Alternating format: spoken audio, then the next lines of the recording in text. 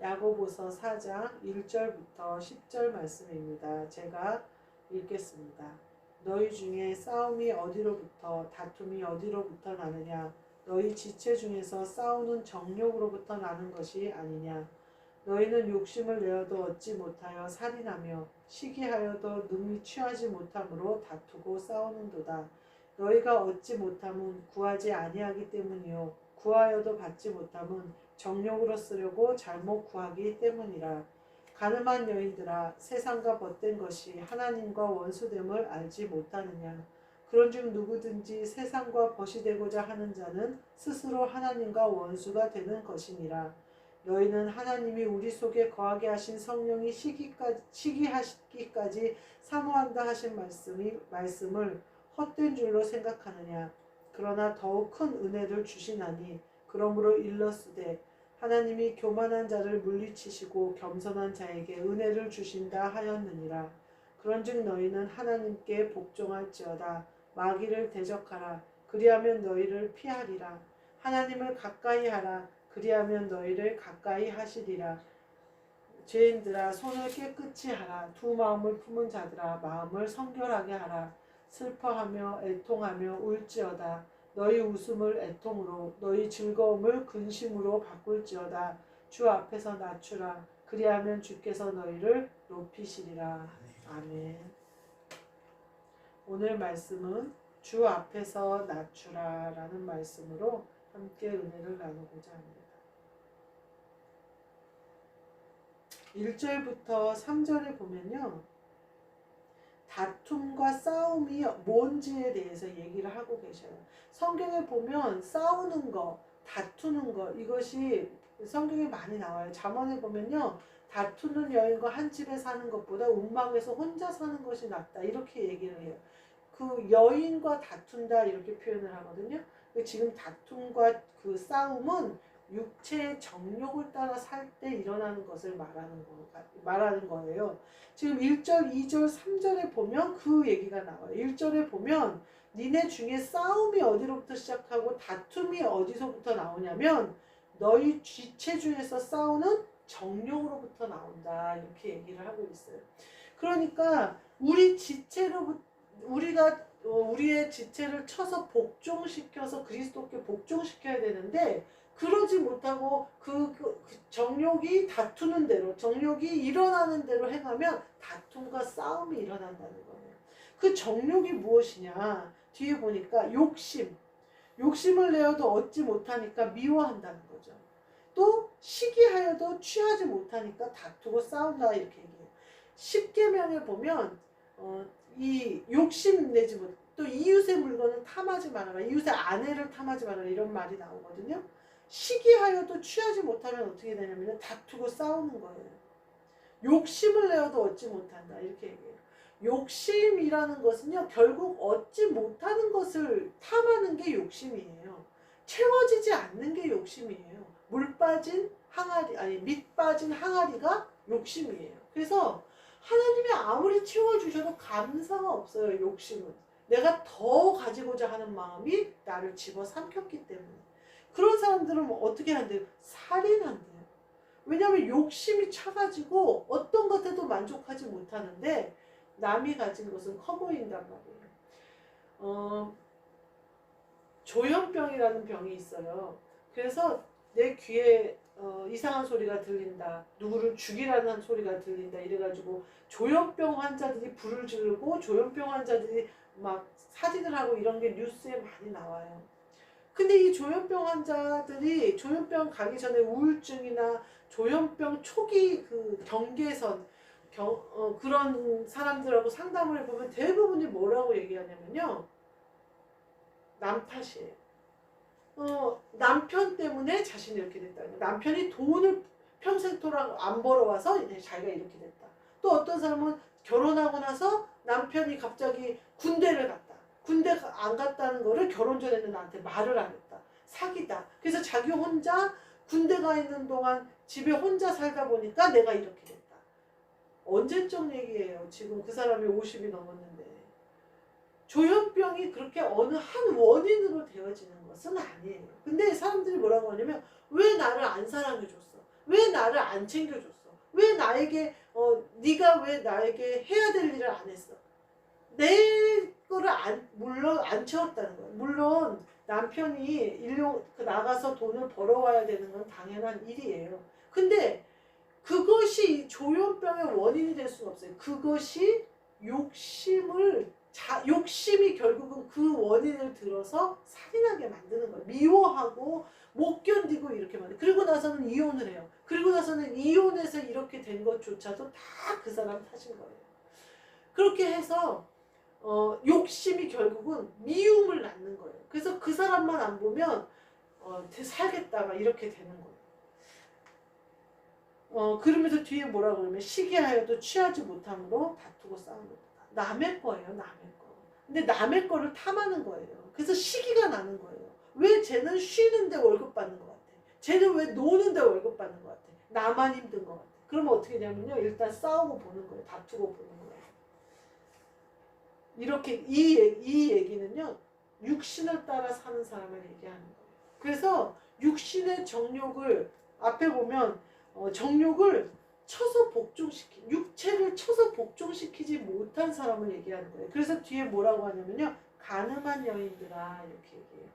가늠한 여인이라고 성경이 표현한 건 뭐냐면요, 여인은 육체를 말하고 남편은 영혼을 말하는데, 가늠한 여인들은 영리로 쓰는 거예요. 그래서 지가 육신이 주인이 된 것을 말하는 거예요. 그래서 육신이 마음으로 침투해버렸어요. 육신의 정욕이 내 정신을 침투해버렸어요. 그렇게 되면요, 영이 결코 일하실 수가 없어요. 왜냐하면 더러워서 같이 일할 수가 없어요.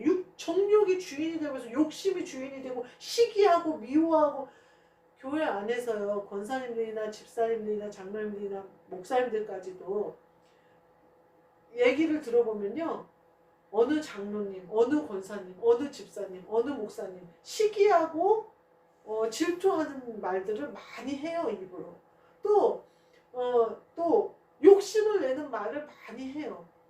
내가 저 사람보다 못한 게 뭐 있는데, 내가 저 사람보다 헌금을 더 했는데, 내가 저 사람보다 새벽 예배 더 잘 나왔는데, 이것은요, 완전히 육신으로 얘기하는 거잖아요. 우리가 누구한테 예배드리고 누구한테 헌물을 하면 누구를 섬겨요.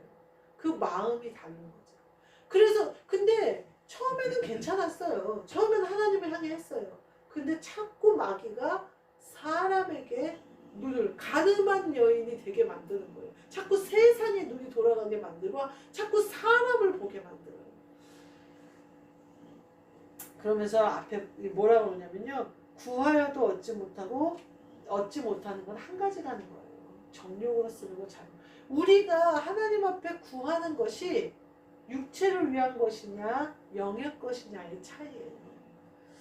성령을 따라 기도하면 받지 못할 것이 없어요. 그리고 우리가 알지 못하는 것까지 받아요. 근데 육신으로 구하면 뭐라고 얘기해야 될까? 병 고쳐달라고 예수님을 쫓아와서 막 소리를 지르는 사람들에게 예수님이 병은 고쳐줬어요. 근데 하나님께 영광을 올려드린 사람만이 구원까지 받았어요. 그러니까 병 고쳐달라고 막 소리치고 쫓아온 예수님이 뭐라고 사도복음서에 뭐라고 나왔냐면 다 고쳐주셨다고 얘기해요. 근데 그 사람들이 다 병 고침을 받고 예수님을 구주로 영접했다면 예수님을 십자가에 못 박지 않았겠죠. 많은 병자가 치유하심을 입었으나 구원을 받은 것은 예수님 성령 부활 이후에 받았는지 어쨌는지 모르겠지만 그때 당시는 예수님을 메시아로 그리스도로 영접한 사람이 극소수였다는 거예요. 그래서 거지 나사로 바디메오 눈뜬 성전에서 구걸하다가 눈뜬 사람 몇 명 외에는 성경에 언급되지 않아요. 예수님을 쫓아간 사람. 또 무덤 사이에서 귀신이 나가서 예수님이 뭐라 그래요? 니네 집에 가서 하나님이 너에게 얼마나 큰 일을 했는지 전하라 그러시잖아요. 몇몇 사람들 외에는 수많은 병자들이 와서 고침을 받았더라 이런 말씀은 나와요. 근데 그 사람들이 다 예수님을 구주로 영접하였더라 라는 말은 아니에요. 그러니까 우리가 이 땅에서 병 고침 받는 게 중요해요? 내가 예수님을 따라가는 게 중요해요? 사실은 병 고침 받지 못하고 사도 바울처럼 몸에 가시가 있을지라도 가시를 제거해달라고 바울이 3번이나 기도했더니 네가 약한 데서 강해진다. 네 은혜가 족하다. 그러니까 바울이 크게 기뻐했더라 그래요. 혹시 육신에 가시가 있을지라도 그것이 내가 그리스도 예수의 삶을 사는데 더 강한 힘으로 작용한다면 크게 기뻐할 일인 거예요. 사도 바울처럼. 그러니까 오늘 육신으로 사는 사람들에 대해서 얘기하는 거예요. 근데 뒤에 가면요. 뭐라고 그러냐면요. 5절부터 6절, 7절에 보면 겸손과 교만에 대해서 나와요. 하나님은 겸손한 자를 가까이 하시고 하나님께 복종하라 그러면서 마귀를 대적하라 그래요. 하나님이 교만한 자는 물리치시고 겸손한 자는 은혜를 주신다. 그러면서 하나님께 복종해라, 마귀를 대적해라 이렇게 얘기해요. 하나님 앞에 갈 수 있는 일은 겸손한 자만 하나님께 가까이 갈 수 있는 거고, 마귀의 것을 쓰는 교만한 사람들은 하나님이 물리치신대잖아요. 멀리 물리치신대잖아요. 그러니까 교만은 결국은 마귀의 거라는 거예요. 그러면서 뒤에 보라면 하나님을 가까이 하라 그리하면 너희를 가까이 하시리라. 이 말은 뭐냐면 겸손해라. 그래야 하나님이 너희와 가까이 있다. 이렇게 얘기해요. 그러면서 맨 마지막에 뭐라면 주 앞에서 낮추라 이렇게 얘기해요. 다윗 왕도 그랬고요. 다니엘도 그랬고요. 사무엘도 그랬고요. 사실 그 사람들은 당대에 자기 맘대로 살아도 되는 사람들이었어요. 근데 그들이 하나님 앞에서 주 앞에서 낮추는 삶을 살았던 것을 볼 수가 있어요. 항상 다윗이 두렵고 떨림으로 하나님 앞에 섰음을 볼 수가 있어요. 다니엘도 마찬가지고 사무엘도 마찬가지예요. 오직 하나님의 눈치만 봤어요. 하나님이 무엇을 원하시는지만. 그 자들이 결국 겸손한 자였다는 거예요. 우리가 사람들 앞에 겸손하다는 칭찬을 받는 것은 별로 중요하지 않아요. 사람들은요, 사람들 속이기 진짜 쉽더라고요. 제가 회사에서 보니까 늙은 여우라는 별명을 가진 사람이 있는데요. 정말 뺀질거리고 일을 안 해요. 근데 어느 날 갑자기, 어제도 그랬어요. 어제도 그랬는데 갑자기 막 열심히 돌아다니면서 막 뭔가를 하더라고요. 그걸 보니까 대표님이 왔더라고요. 근데 사람들은요, 그 사람이 열심히 일하는 줄 알더라고요. 제가 물론 이제 다 알게 되겠죠. 근데 이제 그렇더라고요. 사람들을 속이기는 쉽더라는 거예요. 근데 하나님을 속일 수는 없어요. 그러니까 우리가 겸손한 것은요, 우리의 마음을 말하는데 주 앞에서 낮추는 거예요. 그렇게 되잖아요. 그러면 하나님이 우리를 높여주시는 역사가 일어나요. 다니엘도요, 왕을 두려워하지 않고 기도하잖아요. 그러니까 결국 목숨을 걸었는데 목숨만 건질 뿐만 아니라 하나님이 높여주시잖아요. 겸손한 것은요, 어떨까요? 우리가 될까요? 우리 힘으로는 안 돼요. 예수님을, 그리스도를 영접하여 그리스도를 옷 입은 사람만이 겸손할 수 있어요. 제가 가만히 생각하니까, 나는 왜 겸손을 옷 입지 못할까? 말은 강하고 왜 언제나 내가 모든 것을 가진 사람 같고 모든 것에 위에 있는 것 같고 사람들한테도 그럴까, 이런 생각을 해봤는데, 사람들이 보기에는 저를 교만하게 봐요. 볼 거예요. 왜냐면 자기들의 눈치를 보지 않으니까. 그리고 잘 보이려고 하지 않으니까. 그러니까 그 사람들은 뭐라고 하면, 저 사람은 도대체 뭐가 잘났길래 저렇게 뻣뻣하냐, 저렇게 자기 맘대로냐 라고 얘기를 할 거예요. 그런데요, 하나님 앞에는 겸손해요. 하나님 앞에는 숨길 수 있는 것도 없고요. 하나님 앞에는 두렵고 떨림이에요. 우리가 가끔 계시로 꿈에 영적인 꿈을 꾸잖아요. 그러면 완전히 다른 것을 볼 수가 있어요. 근데 그것이 내 영의 세계의 아주 끄트머리에 먼지 같은 것을 내가 체험했는데도 그렇거든요. 하나님의 위대하심과 하나님의 그 광대하심은 감히 우리가 상상할 수가 없어요. 그러니 주 앞에서 주 앞에서 낮추지 않는 자는 한 놈밖에 없어요. 마귀밖에 없어요. 주 앞에서 밟혀 죽을지를 알면서도 개기는 것들은 마귀밖에 없어요. 왜냐하면 마귀는 어차피 멸해질 것들이기 때문에 발악을 한단 말이에요. 그러나 그 외의 모든 피조물은 주 앞에서 낮춘단 말이에요. 주님을 찬양하는 모든 자연도 모든 동물도 주 앞에서 낮춰요. 오직 사람이 정욕으로 행할 때만 마귀가 그것을 이용하는 바람에 교만해지는 거예요. 하나님이 출애굽을 시킬 때 바로 왕을 그 강팍함의 극을 보여주시잖아요. 나중에 완전히 출애굽이 되어졌는데 바로 왕이 마음을 바꿔서 수레를 그 전차를 끌고 전 군대가 이스라엘 민족을 쫓아가잖아요. 그래서 어떻게 돼요? 결국은 수장돼 버리잖아요. 그 하나님이 하시는 일은요, 우리가 감히 상상할 수도 따라갈 수도 없는 일들이에요. 겸손을 못 잊는 사람은 예수님을 닮아가는 사람이에요. 하나님께 복종할지어다 이렇게 얘기해요. 우리가 하나님의 그 위대하심과 광대하심을 안다면 복종하지 않을 수가 없죠. 근데 뭘 하래요? 마귀를 대적하래요.